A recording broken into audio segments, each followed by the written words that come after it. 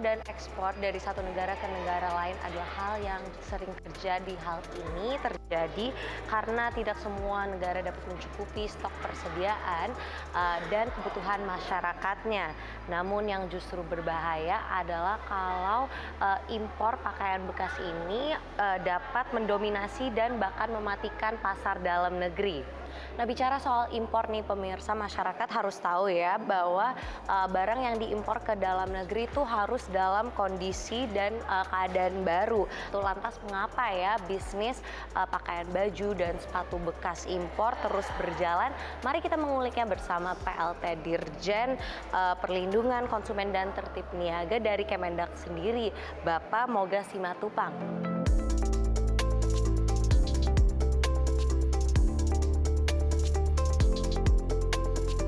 Selamat siang Bapak Moga. Selamat siang Pak Kelly. Apa kabar? Baik. Oke Terima kasih Pak. waktunya.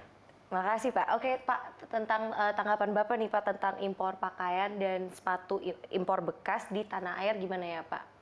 Ya, hal ini sudah beberapa tahun terakhir ya dibahas terkait dengan importasi pakaian bekas dan sekarang muncul pertanyaan sepatu bekas. Sebetulnya terkait dengan pakaian bekas ini kan sudah diatur dalam Peraturan Menteri Perdagangan nomor 18 tahun 2021 yang perubahannya Peraturan Menteri Perdagangan nomor 40 tahun 2022 tentang barang yang dilarang ekspor dan barang yang dilarang impor. Jadi sudah jelas sekali barang pakaian bekas itu dilarang untuk importasinya seperti itu. Oke, jadinya sampai sekarang tuh masih berlaku ya? Ya, masih berlaku. Sekarang. Oh oke, jadinya tuh seperti apa ya bentuk pengawasannya yang dilakukan pemerintah mengenai impor pakaian dan sepatu bekas saat ini? Karena bertonton bol pakaian impor ini sebenarnya dianggap limbah oleh negara asal lain. Ya, yang jelas kan pakaian bekas ini dan sepatu bekas ini kan tidak diatur tata niaganya, bahkan dilarang. Jadi mereka masuk secara ilegal.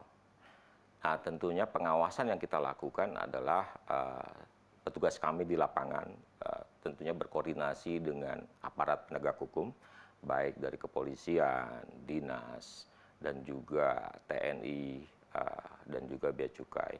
Dan apabila selain itu juga ada kami menerima masukan dari masyarakat, apabila ada pakaian bekas asal impor itu kami tindak lanjuti dengan melakukan kunjungan dan lalu melakukan pemusnahan. Nah, seperti 2 tahun terakhir yaitu 2 kali ya kita melakukan 2019 itu di Gede Bage itu cukup banyak, di sana sekitar 551 bal dan pada tahun 2022 kemarin itu sebanyak 750 bal itu ada di daerah Cikarang. Oke. Jadinya koordinasinya seperti apa ya antara Kemendak, Kemenko Perekonomian, Kemenperin maupun Bea Cukai dan TNI dalam menyelesaikan permasalahan impor yang dikeluhkan pada tanah air kami ini? Ya, dengan terbitnya Permendak 18 ya dengan perubahannya Permendak 40 tentunya itu banyak keluhan masyarakat. Kita koordinasi dengan kementerian lembaga, maka terbitlah Peraturan Menteri Perdagangan tentang larangan impor pakaian bekas. Seperti itu, Mbak Kelly. Itu yang nomor 18 sama nomor 20 ini? 40 perubahannya. 40. Ya. Oh, Oke Pak, jadinya dari satu sisi kan banyak orang tuh juga ngomong beberapa temuan yang menyatakan pedagang tuh biasanya membeli barang tuh dalam karung. Nah terus tanpa mereka mengetahui apa yang di dalamnya Pak. Dan demikian ini tak jarang pedagang membuang lebih dari setengah isi karung yang mereka beli rata-rata yang layak jual. Seperti apa pendapat Bapak Pak? Iya, tentunya pakaian bekas yang kami lihat pada saat temuan di Cikarang pada saat itu tidak semuanya bagus ya, tapi memang kami musnahkan.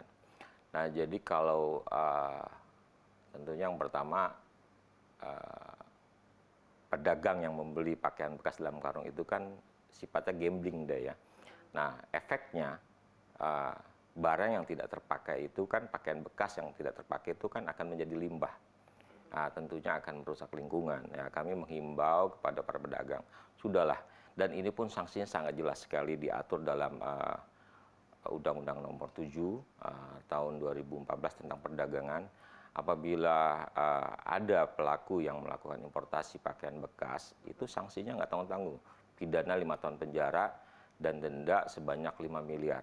Dan juga dalam Undang-Undang Perlindungan Konsumen itu pidananya 5 tahun penjara dan dendanya 2 miliar. Kami mohon kepada para pelaku ilegal pakaian bekas, tolong stop lah, jangan sampai nanti petugas menangkap, ya akan dikenakan sanksi hukum sesuai dengan peraturan perundang-undangan yang berlaku. Demikian Mbak Kelly.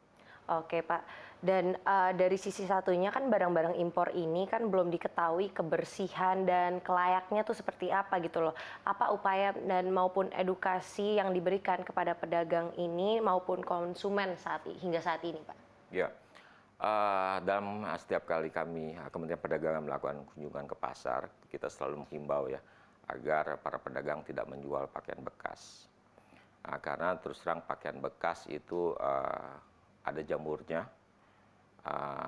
dan jamurnya jamur kappa, itu kappa ya, jamur kappa, dan itu bahkan salah satu wartawan yang kita ajak pada saat pemusnahan pakaian bekas di Cikarang, itu beliau menyatakan beli pakaian bekas dan kena herpes waktu itu.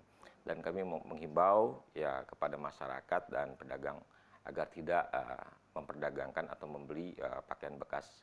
Karena terus terang kalau kita nggak tahu kan pengguna sebelumnya menderita penyakit kulit apa, dan itu sangat bahaya sekali. Terima kasih. Pak, kan ini kan banyak anak muda nih, sekarang tuh mereka buka yang, Bapak tahu gak term yang namanya thrift shopping? Yeah. Jadi tuh mereka beli barang-barang bekas, terus mereka dengan reuse, reduce, recycle, jadi mereka itu desain baru, bahan-bahan baru, misalnya dari pakaian, sepatu. Tanggapan Bapak mengenai ini apa ya Pak? Ya itu masuknya ekonomi kreatif ya. Ya sepanjang itu bukan barang bekas atau pakaian bekas asal impor, silakan aja. Jadi artinya akan memberikan kesempatan kepada anak-anak muda untuk berkreativitas. Namun demikian sumber pakaiannya itu ya jangan dari impor karena sudah jelas dilarang. Oke Pak, oke, dan bagaimana agar pedagang pedagang kita tidak kalah saing dengan produk impor ya Pak? Mana yang perlu kami harus kembangkan dan perkuatkan? Iya, yang jelas kan untuk suatu produk bagaimana menarik konsumen untuk membeli, yang pertama dilihat adalah kan desainnya.